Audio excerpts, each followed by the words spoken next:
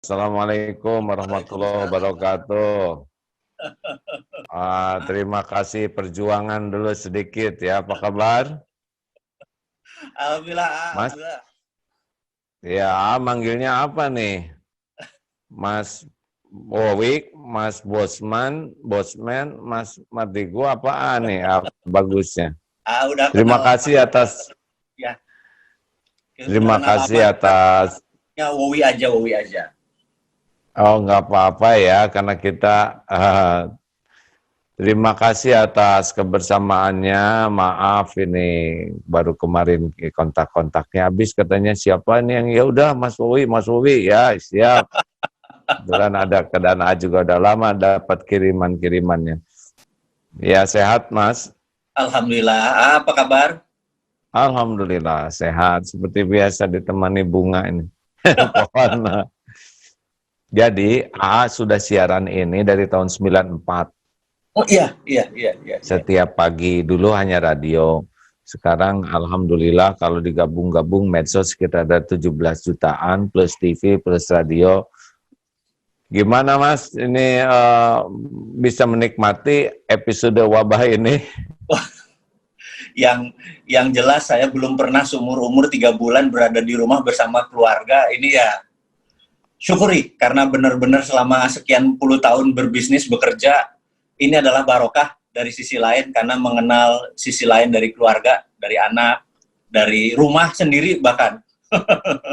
Berarti wabah ini bagian dari karunia bagi orang yang bisa mengambil hikmah ya. Amin. Apa aja kira-kira hikmah yang bisa didapat dari wabah ini? Saat ini kalau boleh jujur, secara pribadi saya itu melihat banyak perubahan yang ke arah positif dari sisi bisnis tapi ya. Gak apa-apa, bebas dari mana aja. Dan karena memang sejak 3 tahun terakhir saya memang memfokuskan di dunia digital. Jadi entah mengapa ini masalah COVID ini menjadi kayak windfall. Jadi punten. Jadi windfall itu dalam artian yang tadinya misalnya omsetnya 10 gitu ya jadi 12, jadi 13 gitu ya.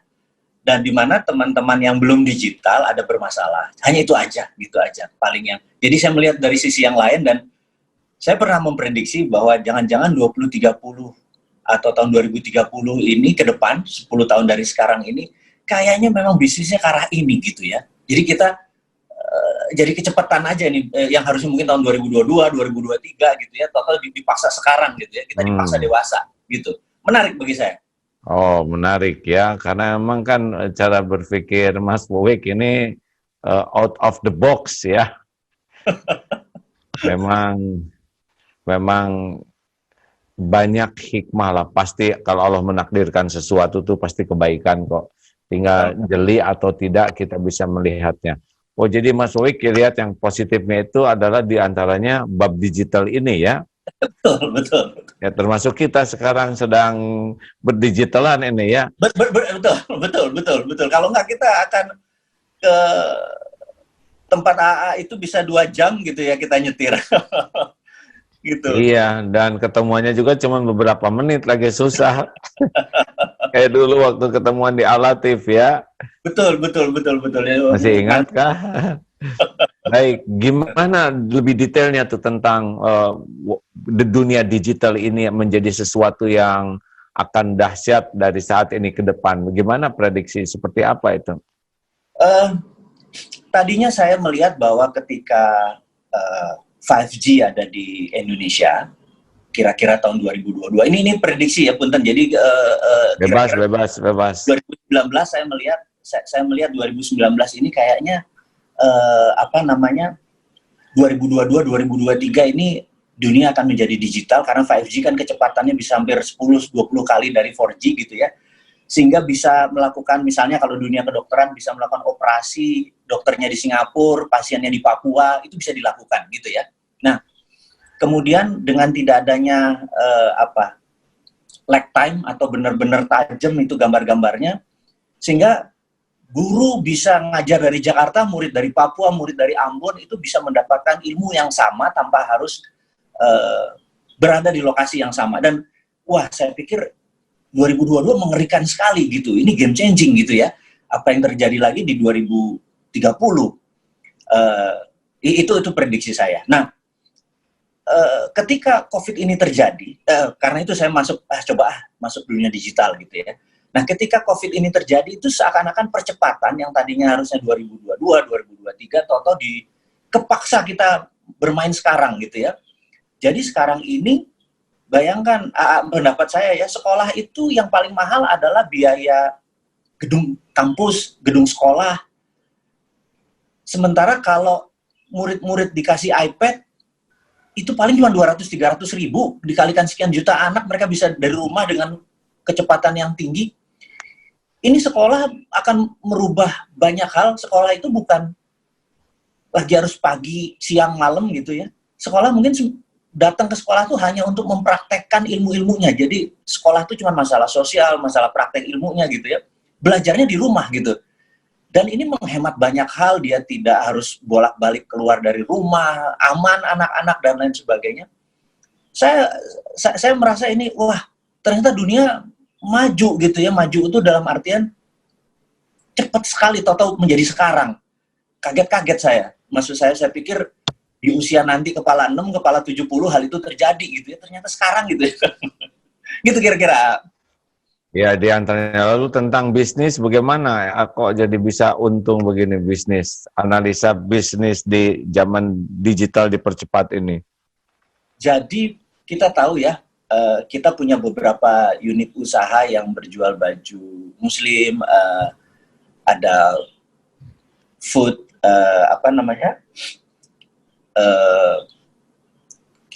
saya lupa lagi ini. Jadi satu hari food lah. Ya. Jadi contoh ini ya, baju muslim ya. Satu hari dulu kita menjual sekitar 500 baju muslim, cowok cewek gitu ya. Nah, ketika kena PSBB itu kan Tanah Abang tutup. Sementara orang tetap aja akan berlebaran dan berbaju muslim dan lain sebagainya karena memang pertumbuhan bisnis berbau muslim ini growth-nya 10 tahun terakhir luar biasa bagusnya gitu ya. Nah, itu mendadak penjualan kita yang tadinya 500 sehari jadi 1000 sehari, jadi 1500 sehari, sampai akhirnya kita di Jogja harus menambah gudang dan lain sebagainya. Jadi tetap aja orang belanja itu tetap, hanya tidak ke Tanah Abang gitu. Nah, bisa dibayangkan pasar yang sudah 400 tahun dengan omset hampir 400 miliar per hari, tahu-tahu harus tutup, pasti pindahnya ke digital gitu. Jadi pasarnya bergeser. Nah, ini yang waktu itu jadi bagi saya ini adalah windfall. Kok ternyata orang tetap belanja gitu ya, tetap belanjanya lewat digital aja. Itu yang salah satu yang saya melihat positifnya. Yang kedua adalah saya ini punya satu usaha yang menarik untuk UKM, namanya Santara Equity Crowdfunding, di mana pembiayaan bagi hasil itu urun dana. Ini pakai digital. Jadi kalau seseorang ini memerlukan dana katakanlah 700 juta gitu ya, untuk dia memberikan 30% sahamnya gitu. Nah, teman-teman ini langsung dengan digital, udah ikut 5 juta, ikut 2 juta, ikut 10 juta, dan lain sebagainya. Itu 2-3 jam bisa sold out, dan UKM kita langsung tumbuh gitu ya. Dan ini yang saya bilang merubah yang tadinya konvensional menjadi digital. Nah, dua hal itu membuat saya menjadi semangat dengan perubahan ke arah digital. Begitu ya. Berarti yang bakal rada nelangsa ini yang gaptek ya, yang tidak akrab dengan dunia digital ini bakal nelongso gitu. Sebentar. Karena saat ini ya, saya lihat generasi muda yang di bawah 40 tahun, anak-anak milenial ini, saat ini lagi cepet-cepetan buat aplikasi untuk membuat UKM-UKM itu menjadi digital gitu ya. Saya lihat ada beberapa yang dengan menjadi digital, mereka cuman plug and play ya, seperti Zoom tadi, plug langsung bisa. Digital ini artinya dia punya point of sales, dia punya software untuk accounting system, dia punya software untuk distribution system, dia punya software untuk menerima payment.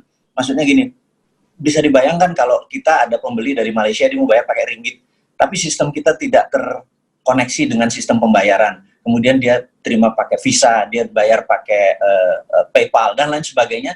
Nah, dengan digital itu dia bisa menerima 9 macam pembayaran. Dia pakai Dana, pakai OVO, pakai e-money. Dan itu sekarang tinggal di join, mendaftar, dan sudah digital. Jadi dia tinggal, ya ini yang terjadi. Jadi saya pikir cepat sekali anak-anak saat ini beradaptasi ya. Berarti generasi out of date model-model saya gini, saya akan dengar juga itu bahwa mungkin perubahan cara digital ini juga akan mengubah tatanan-tatanan kehidupan masyarakat. Apa ada analisanya juga enggak nih dengan perubahan perdigitalan ini, selain ekonomi juga suasana kebermasyarakatan, kebernegaraan? Saya merasa bahkan kalau bersosialisasi, manusia memang ditakdirkan sebagai makhluk sosial, itu yang saya tahu. Jadi pasti ada cara kita untuk berkoneksi melalui digital. Itu ada hal yang mungkin generasi kita, kayaknya vibrasi ini kalau nggak ketemu itu vibrasi nggak kena gitu ya. Nah, tapi anak-anak sekarang bisa gitu, bisa cekakakan di Zoom gitu ya. Nah, tapi yang menarik menurut saya di 2024 ini rasanya politik ya, mungkin 2024, 2022, 2020 ada pilkada daerah 2021, 2022 sampai 2024. Ini akan terjadi karena digitalisasi ini begini. Saya adalah orang mungkin secara politik, kalau AA tahu di video-video saya itu sangat ingin melihat sisi lain dari bernegara. Jadi saya adalah orang yang tahun 2002 sewaktu merubah Undang-Undang Dasar 45 menjadi Undang-Undang 2002, saya waktu itu agak sedikit protes mengenai one man one vote gitu ya. Karena saya merasa satu orang satu suara itu di negara yang belum terlalu dewasa atau immature atau belum terlalu dewasa, itu bisa menjadi pembodohan karena orang dibayar aja bisa memilih. Sementara jadi harusnya ada pembobotan. Pembobotan ini misalnya gini, seseorang bayar pajak 1 tahun 100 juta, suaranya 1. Kalau 10 miliar dia bayarnya, suaranya nambah 3. Jadi misalnya Wowi nggak pernah bayar pajak gitu ya, cuma tamat SMA doang, ya cuma 1 bayarnya. Tapi AA sarjana bayar pajaknya 1 miliar setahun gitu, suaranya 17 gitu ya. Nah, jadi dengan adanya pembobotan itu bukan popular vote, tetapi electoral vote. Nah, dengan electoral vote menurut saya lebih adil, lebih fair, karena arah negara ini bisa ditentukan oleh orang-orang yang memang berkontribusi gitu. Nah, dengan adanya digitalisasi, hal itu memungkinkan. Jadi menurut saya begitu nanti kita pakai electoral vote, pemilihan-pemilihan kepala daerah itu menjadi lebih adil. Bayangin, menurut saya seorang ahli surga, hafal Quran, santun, sama orang yang penjahat, preman, suaranya 1 gitu ya. Keadilannya di mana gitu. Nah, tapi dulu nggak bisa, memang karena digital sistemnya belum ada. Jadi saya pikir tahun ini, tahun depan, sampai 4 tahun dari sekarang, saya pikir akan terjadi game changing atau perubahan yang sangat dahsyat. Itu pendapat saya loh, AA, punten. Iya, nggak apa-apa, bebas berpendapat, kan nggak salah ya nggak? Baik, jadi mungkin ini akan terjadi dengan adanya dunia digitalisasi ini, dampaknya tidak hanya masalah ekonomi, tapi juga masalah budaya, juga perpolitikan, kebernegaraan, begitu ya ini? Pendapat saya begitu. Ada nggak negara yang sudah bisa jadi contoh gitu di dunia ini yang mengoptimalisasikan dunia digital ini dan menjadi lebih baik? Menurut saya Korea Selatan. Jadi menurut saya kalau secara informasi, IT system, mungkin 99% wilayah Korea Selatan itu sudah 5G kali ya, sehingga komunikasi di sana nggak ada putusnya, sehingga bahkan tingkat kriminal itu bisa turun karena kamera ada di mana-mana.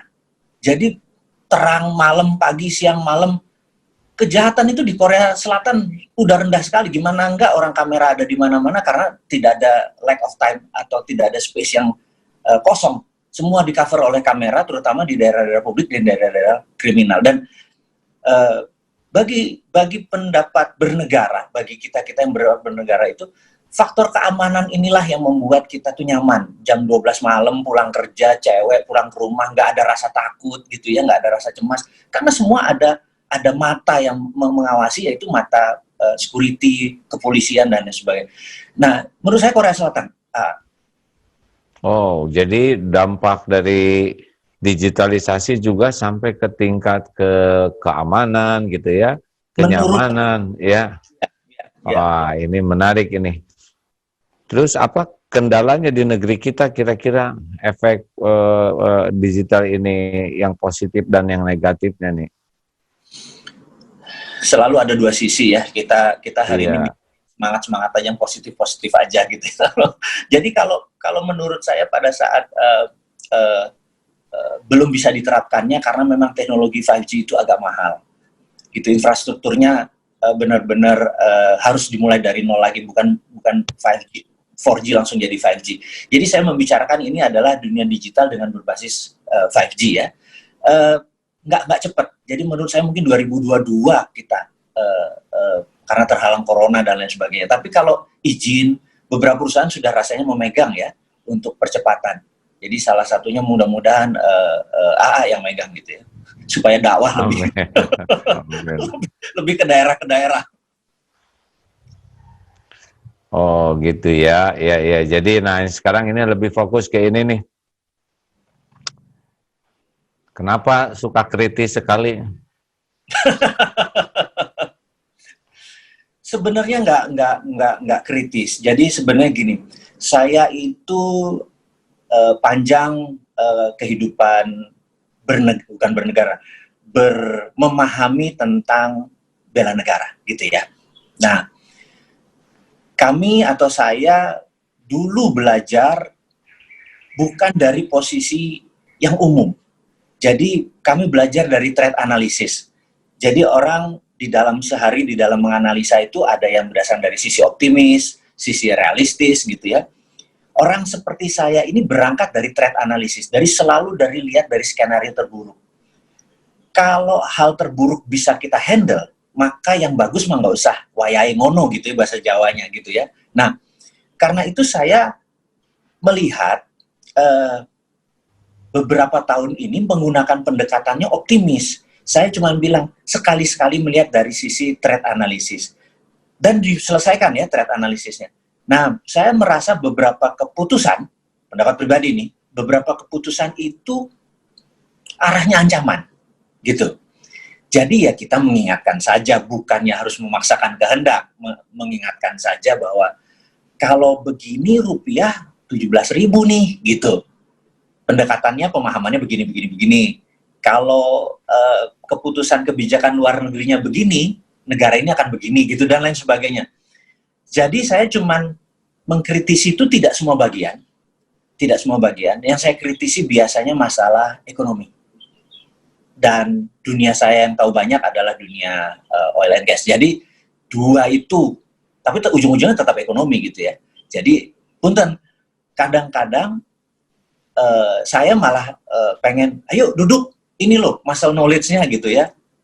Ya, Itu tuh ada ilmunya gitu, menganalisa atau ilmu perasaan atau penerawangan atau apa gitu. nggak ada.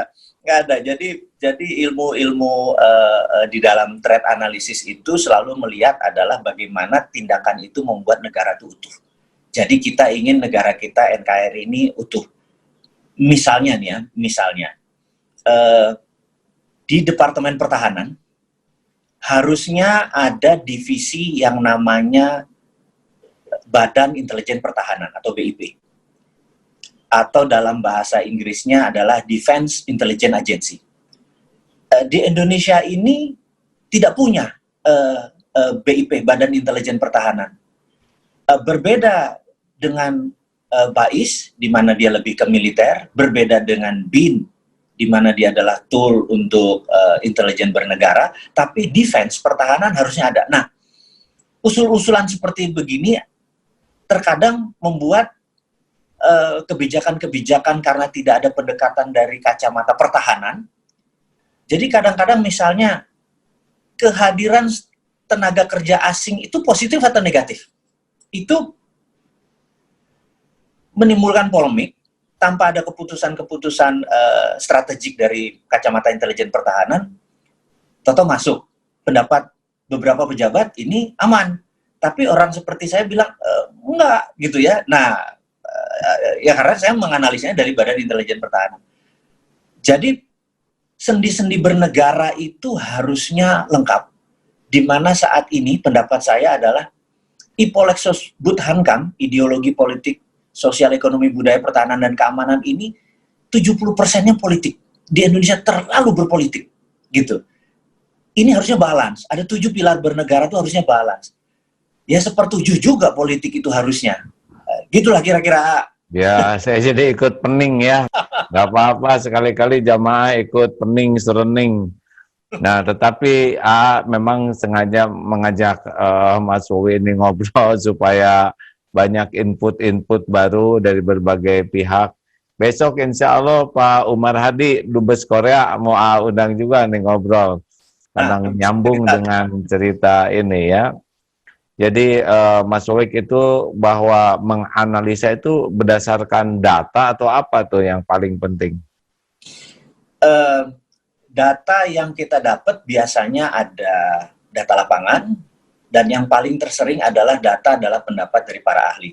Jadi kebetulan saya ini punya beberapa teman dari beberapa negara yang jadi gini ini punten lompat sedikit. Jadi kalau di Langley, jadi kalau kita ada di Virginia, ini Amerika tuh negara paling kurang ajar, di mana semua negara itu diawasi. Bahkan misalnya di Indonesia itu ada DES atau DES Indonesia itu ada 5 doktor yang kalau pejabat bicara mereka menganalisa apakah ini bohongan, apa ini beneran, apa ini tidak tahu, apa ini strategi dan lain sebagainya, dianalisa gitu. Terus ada laporannya. Nah, mantan-mantan mereka itu walaupun sudah tidak aktif, saya masih sering berhubungan. Terus juga dari Malaysia, dari Filipina gitu. Karena dulu sewaktu saya masih aktif di lembaga-lembaga tertentu itu mereka masih menjabat. Nah, data-data dari kacamata mereka kemudian ditambah dari berita-berita internasional. Jadi setiap hari saya nonton CNN, Bloomberg, Fox gitu ya, terus Russian Today. Kita melihat dunia memandang Indonesia bagaimana gitu. Kadang-kadang ini menakutkan dari kacamata itu. Karena itu kita mengingatkan gitu. Saya sih merasa kayaknya di lingkaran pejabat negara yang seteliti itu atau seperduli itu sama saya kayaknya nggak terlalu banyak. Jadi saya ya udah bunyi aja lewat udara gitu. Data-datanya pasti data lapangan, pasti valid. Ya, berarti tidak asbun lah ya, tidak asal bunyi, tidak nggak berani ya. Nah, ngomong-ngomong sudah ada yang negur belum ini? Sudah ada yang mengingatkan, hei jangan banyak bunyi, jangan banyak itu. Teman-teman malah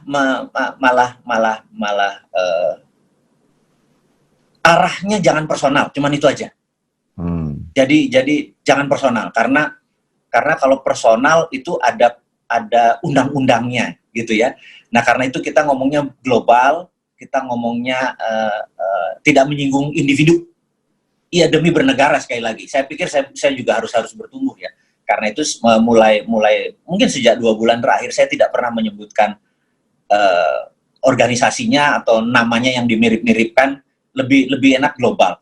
Tapi tujuannya ini bukan untuk mengkritik negatif. Tujuannya adalah kecintaan kita, cara berkontribusinya begitu gitu ya. Nggak ada niatan untuk, satu lagi harus diingat, nggak ada niatan saya untuk berpolitik. Karena saya pikir mengabdi masyarakat atau public services sebagai orang politik, saya tuh nggak humble, nggak rendah hati, nggak kayak AA santun, pendengar yang bagus gitu ya. AA tuh kalau denger terus care sama orang tuh bagus banget. Saya nggak gitu banget gitu ya. Jadi saya pikir public services itu atau mengabdi dari sisi politik bukan saya gitu. Saya cuma melihat sisi yang lain. Itu jadi sekali lagi saya nggak ada niatan berpolitik, saya nggak ada niatan untuk membangun konstituen, nggak ada.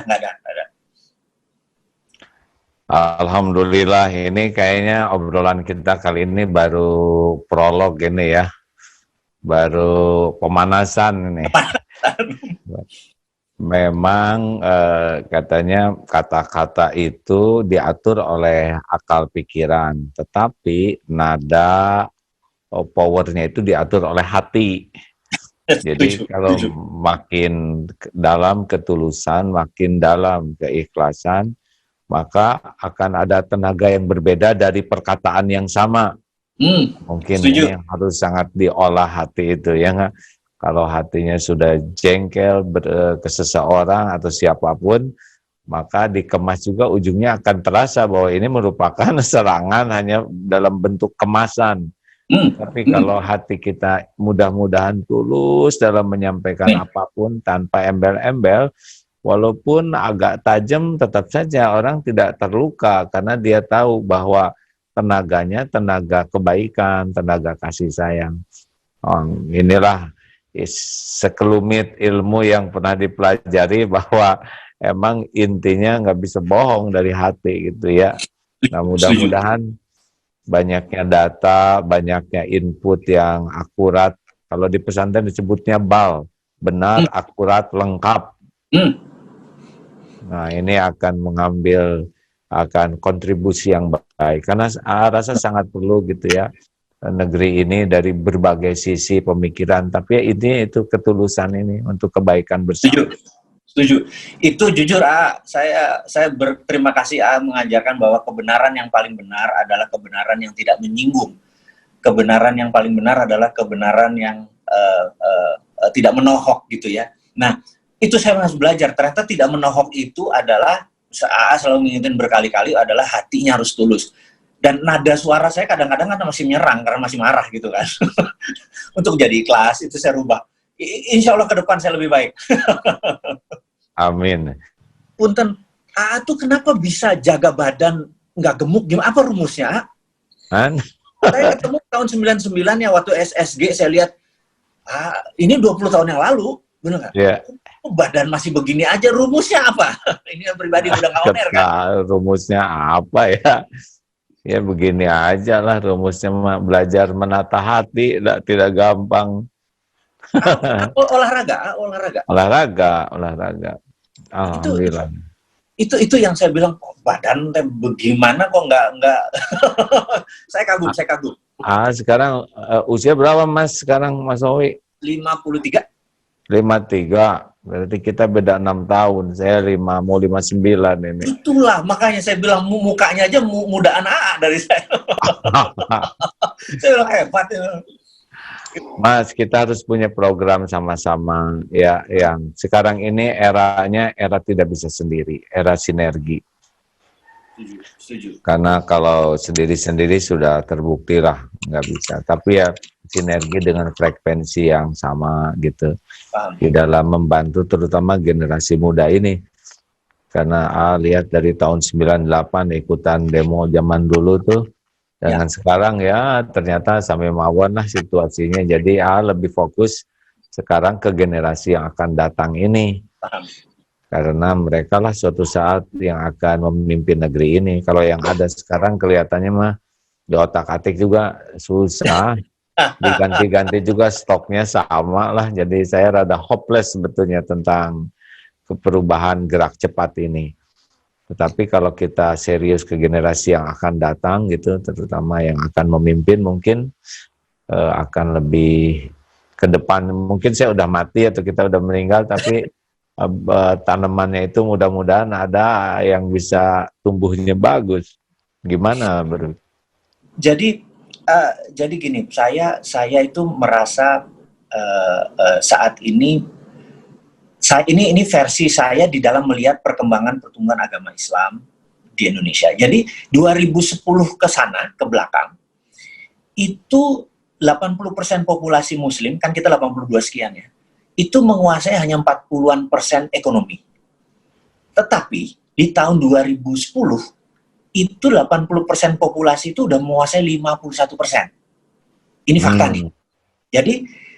Jadi kita selama berapa lama itu minoritas, jadi minoritas itu maaf saya menyebut agama dulu ya, non-muslim gitu ya, ada Chinese, ada segala macam, itu 17% itu menguasai 60% ekonomi, itu zaman Pak Harto, zaman Gus Dur, zaman ini segala macam. Nah, di tahun 2010 itu pertama kali kita melewati muslim yang 83%, ekonominya menguasai 51%. Nah, yang terjadi adalah dulu Wardah hampir bangkrut, kemudian tanpa merubah strategi marketing, Wardah menjadi perusahaan yang menguntungkan.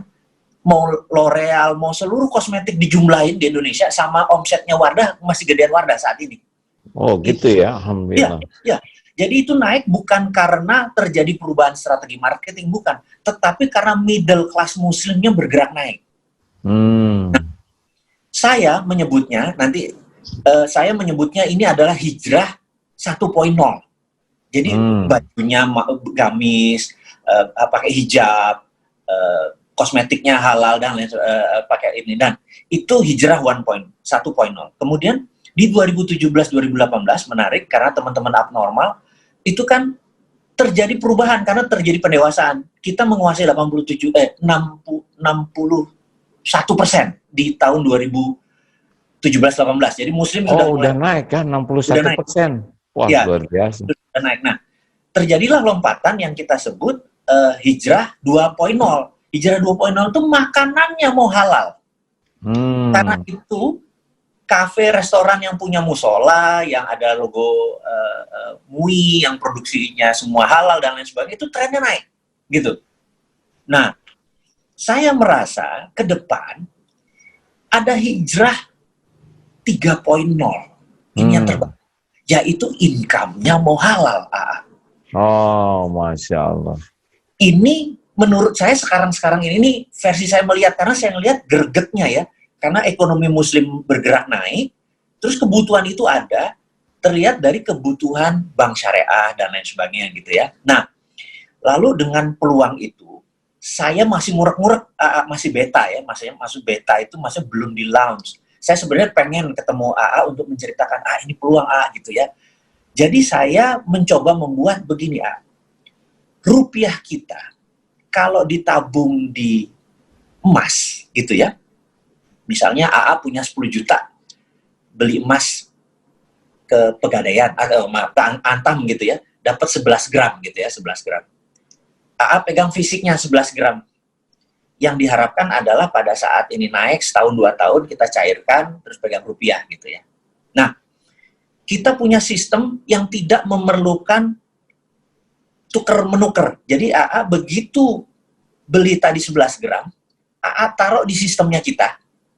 Itu langsung di ATM AA punya duit 10 juta. Dan ada gramasi yang 11%, 11 gram. Sehingga pada saat harga emas naik turun, ini ikut naik turun. Sehingga kita bebas riba, sehingga kita bebas inflasi. Itu ya contoh. Nah, saya ngajuin proposal sebenarnya ke AA, ini gimana kalau kita kerjasama, karena umat itu ingin income-nya halal, yaitu dengan income-nya tidak taruh di bank, tetapi taruh di sistem kita. Nah, saya ngadep ke BI sudah 3 bulan, sudah presentasi, kita sudah dapat izin GPN-nya, Gerbang Pembayaran Nasional, GPN, sudah dapat semua izin-izinnya. Sekarang kita lagi beta tes ini karena data ini kan digital database-nya. Alhamdulillah baru 7 hari kita launching, masih beta, sudah 56.000 yang mendaftar. Alhamdulillah. Ini bukan bank, ini adalah banking 5.0. Banking 5.0 itu adalah banking from non-bank. Jadi bukan dari bank. Jadi sekarang ini kita, ya maaf ngomong, bank seapapun atas nama syariah, atas nama apapun masih ada unsur itunya. Ini benar-benar nggak ada karena underlay-nya pakai emas. Itu salah satu punten salah satu yang propose atau melamar ya. Ya gimana menurut pendapat? Wah, bagus. Jadi korelasi dakwah itu sebetulnya memang salah satu di antara efektivitas dakwah, terutama dakwah tauhid, adalah pasti ada keinginan hidup lebih baik dalam pandangan Allah. Pertama dari saya sepakat dari casing dulu, ingin kelihatan banyak Islam, kemudian dari makanan ya yang dia makan, dan benar sekali akan terjadi kesadaran di mana orang itu kan nanti orang tuh akan tahu bahwa apa yang dia dapat, apa yang dia keluarkan tuh dihisab, ya nggak? Tidak akan melangkah kaki di yaumal akhir, tidak akan bergerak kaki sebelum dihisab. Satu adalah tentang umurnya dipakai apa, yang kedua ilmunya diamalkan, yang ketiga nih hartanya didapat dari mana dan dipakai untuk apa, baru yang keempat tentang jasad letihnya untuk apa. Jadi tren ini adalah lihat ya dari teman-teman sudah mulai hijrah, jadi benar sekali sepakat nih analisa Mas Fowek ini kalau ke depan ini memang orang sangat ingin pemasukannya halal. Iya benar, pemasukannya halal, income-nya halal, dan untuk halal itu yang kita lagi pikir apa gitu ya. Dan juga akan ada mungkin nanti tren yang keempat, pengeluarannya juga ini. Jadi, kemananya? Iya. Jadi mungkin akan terjadi suatu saat ketika orang sudah suka dengan pemasukan halal, ini salah satu efeknya tuh akan terjadi kedermawanan lain. Karena berkah dari pemasukan halal itu dia akan senang untuk mengeluarkan dengan cara yang baik. Benar juga ya. Jadi itu mungkin tren keempat ini nanti apa? Hijrah 4.0. Kayak 4.0 ini kita harus menyiapkan sebuah protokol kedermawanan yang sangat memuaskan gitu. Karena sangat yakin itu ya, sebetulnya juga ingin gitu teman-teman para kiai ini memanfaatkan momen COVID ini membuat sebuah protokol kedermawanan ya, selain protokol kesehatan.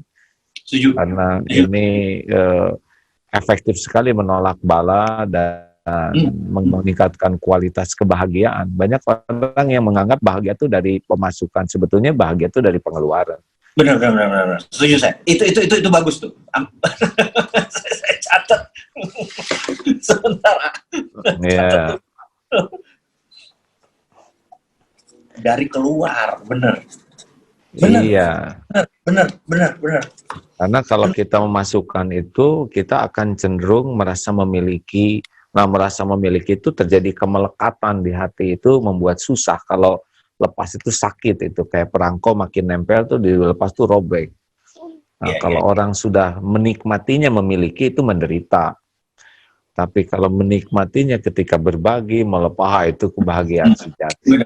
Setuju. Catat lah.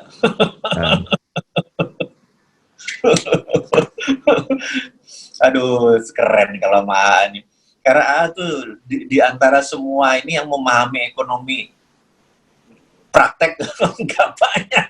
Ya, takdirnya dagang dari TK sih ya, dari jambu tetangga, jadi dan sampai sekarang juga udah lengket entrepreneurship nih. Cuman oleh guru saya sudah dilarang bisnis praktis memikirkan uang gitu. Maksudnya segala sesuatu dihitung, wah saya udah lewat itu, nggak boleh. Tapi yang strategis seperti keumatan, ekonomi umat ya sangat harus dipikirkan.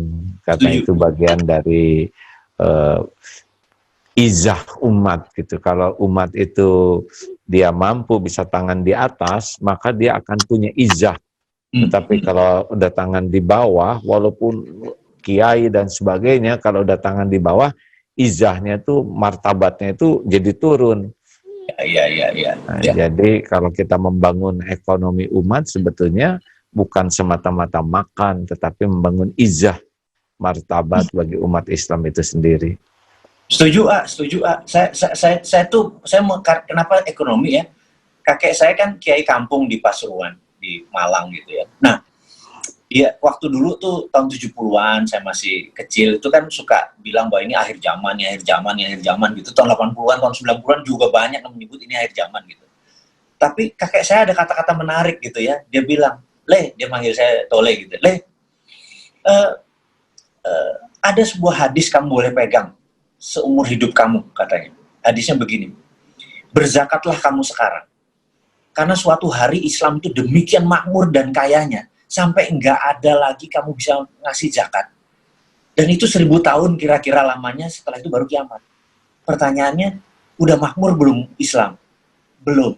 Jadi kiamat masih jauh, katanya gitu. Nah, membuat Islam berdaulat gitu ya.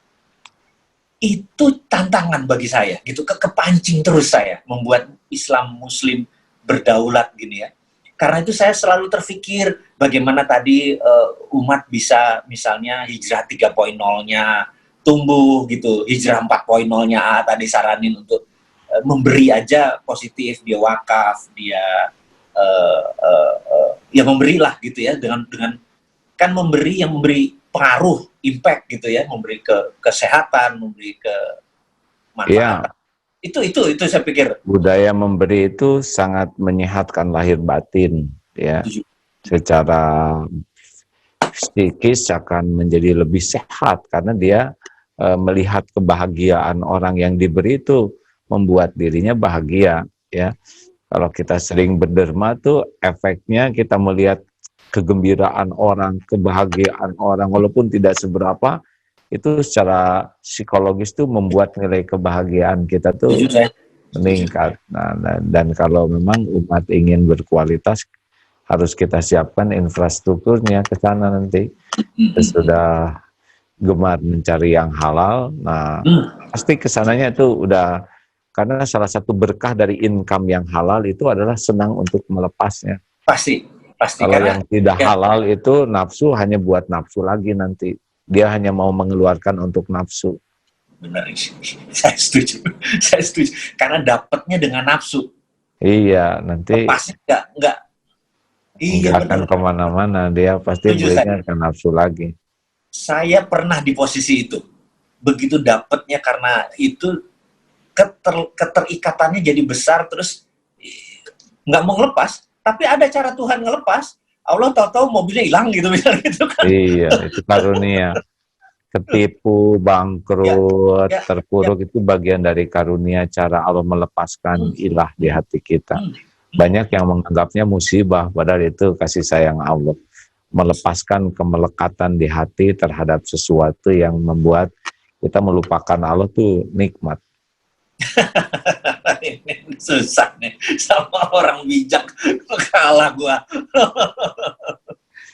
Makasih Mas Owi. Jadi ke depan kita mau ngobrol lagi gini, minat kah? Insya Allah. Yang saya pinter-pinter minatnya bicara sama orang yang pengetahuannya terbatas ini. Justru senangnya mengundang banyak orang karena bisa mendengar ilmu lebih banyak, Masya Allah, Alhamdulillah. Nah, minta maaf, tapi kita sambunglah ke depan ya. Terima kasih banyak, ini sangat tercerahkan juga para pemirsa, pendengar, bahwa hikmah di balik wabah ini sangat banyak, termasuk ternyata dunia digital. Yang kedua, kita pun harus punya sudut pandang yang beragam, yang terutama kita bisa menganalisa resiko tertinggi ya, sehingga kalau kita bisa menganalisa resiko tertinggi, kita bisa lebih bijak menyikapi keadaan. Dan yang terakhir itu bahwa kita harus memberikan masukan ke negara ini dalam berbagai sisi ya, dengan niat yang tulus. Insya Allah menerima jadi amal. Di medsos kalau ada kesempatan disimak, kalau itu nanti kita ngobrol lagi, atur cari waktunya ya, karena prolog tadi itu sangat menarik itu, insya Allah. Ya, saya yang terima kasih udah diundang, AA, terhormat sekali, sukses buat AA, sehat selalu, dan ingati saya untuk hal-hal yang membuat marah orang. Saya pikir saya belajar mengurangi intonasi-intonasi yang menyinggung orang lain, dan saya belajar dari AA banyak. Nuhun, A. Insya Allah, nuhun atuh ya. Assalamualaikum warahmatullahi wabarakatuh. Salam untuk keluarga. Alhamdulillah. Amin. Pak sahabat sekalian, kita tutup dengan doa akhir majelis. Subhanakallahumma bihamdik, asyhadu alla ilaha illa anta, astaghfiruka wa atubu ilaik. Assalamualaikum warahmatullahi wabarakatuh.